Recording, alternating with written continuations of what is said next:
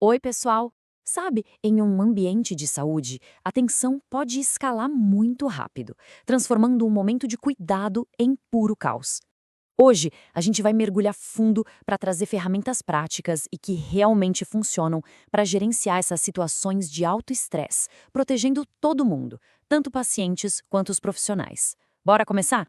Pois é, a realidade é essa. O que as fontes mostram é que a violência não é uma exceção, mas infelizmente uma parte bem desafiadora da rotina. E saber como desativar esses momentos, isso representa um salto de qualidade gigantesco no cuidado que a gente pode oferecer.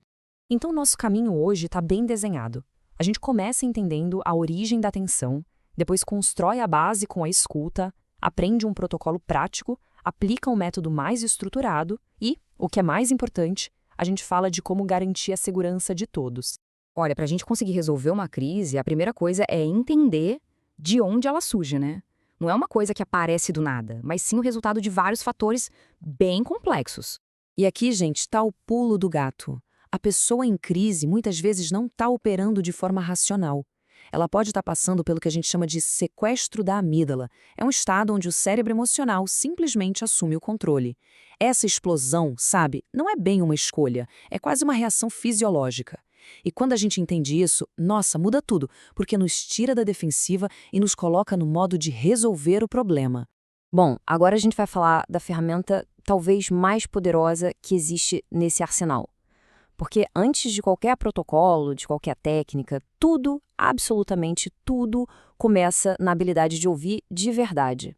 Essa imagem aqui, ela traz uma ideia muito forte. A escuta qualificada. As fontes chegam a chamar de a tecnologia mais importante num serviço de emergência. Pensa nisso. É ela que abre a porta para confiança, para colaboração e que possibilita um cuidado de verdade, completo. E aqui fica bem claro como fazer isso na prática, né? Não é só ficar quieto, não. É criar ativamente um ambiente de aceitação, acolher, validar, dar espaço e, acima de tudo, acreditar que aquela pessoa tem a capacidade de encontrar saídas e reestruturar a própria vida. Ok, com essa base bem sólida, vamos ver como é que a gente traduz isso para ação. Esse aqui é tipo o nosso kit de ferramentas prático para se comunicar no meio do furacão. Olha só que contraste interessante que a gente tem aqui. De um lado, a gente vê atitudes que, poxa, constroem pontes. Calma, respeito, empatia. E do outro, reações que levantam verdadeiros muros. Pânico, aquelas falsas garantias, julgamentos. A escolha de qual lado seguir pode mudar completamente o resultado de uma conversa. A questão toda é fazer a pessoa se sentir ouvida e não só gerenciada. E para ficar mais fácil de lembrar na hora do aperto, vamos resumir tudo em 4 passos. Primeiro, a sua postura. Pensa assim, calma, segura, sem parecer uma ameaça, talvez com o corpo um pouco de lado e as mãos sempre visíveis. Segundo, a escuta, total, sem interrupção. Terceiro, validar o que a pessoa sente. Uma frase como "eu entendo que essa situação é frustrante" tem um poder enorme. E quarto, colaborar. Tirar a conversa do problema e levar para a solução. Agora, vamos um pouquinho mais fundo nisso. A comunicação não violenta, a famosa CNV, ela nos dá um esqueleto, uma estrutura bem clara para colocar essa empatia em prática. Sabe qual é a grande sacada da CNV? É tirar a gente daquela lógica de briga, de quem está certo e quem está errado, e nos levar para um lugar de compreensão mútua. Em vez de só reagir, a gente busca entender o que está por trás das palavras e das ações. Então, o primeiro pilar aqui é a fundação de tudo. Por exemplo, em vez de falar, você está sendo agressivo, que já é um julgamento, né? A gente pode observar o fato. Olha, eu estou percebendo que o seu tom de voz está mais alto e você está gesticulando bastante. Focar no que é concreto abre a porta para o diálogo, enquanto o julgamento geralmente fecha. O segundo pilar, gente, é sobre olhar para dentro, ter autoconsciência. Em vez de culpar o outro, a gente expressa como a gente se sente. Dizer, eu me sinto preocupado quando ouço seu tom de voz, é muito diferente de você estar me preocupando. Isso cria conexão, em vez de criar uma defesa. E aqui, pessoal, tá a chave do negócio. O terceiro pilar é o que nos ensina a enxergar além do comportamento e se perguntar qual é a necessidade aqui que não está sendo atendida.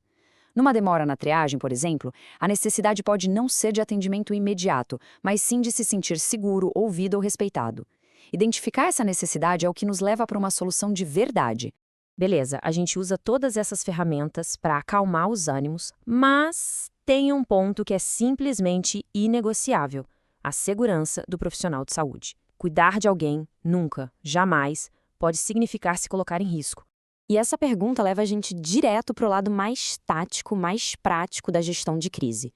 Afinal, o que a gente faz quando a conversa não adianta mais e a situação vira uma ameaça real? Pensa nisso aqui como um checklist tático de sobrevivência mesmo.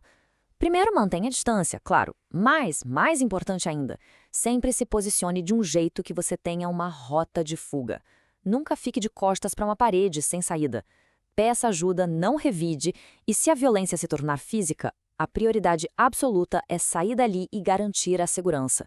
Usar códigos de alerta que já foram combinados com a equipe pode salvar vidas. E essa responsabilidade pela segurança não é só de quem está na linha de frente, não. A instituição tem um papel, fundamental nisso. Protocolos claros, espaços seguros, botões de pânico e uma cultura de tolerância zero à violência são essenciais. E isso vale também para o pós-crise, sabe? As instituições que criam um espaço para um debriefing, para a equipe conversar e processar o que aconteceu sem julgamento, isso ajuda demais a prevenir o trauma e fortalece o time para a próxima. No fim das contas, todo esse esforço é para isso que a gente está vendo. É usar a empatia, a técnica, os protocolos, não para ganhar uma discussão, mas para abrir uma porta, uma saída segura da crise, tanto para a pessoa que está em sofrimento, quanto para a equipe que está ali para cuidar. Então fica aqui uma reflexão para a gente levar. A questão não é tentar evitar a tensão porque ela faz parte do nosso dia a dia.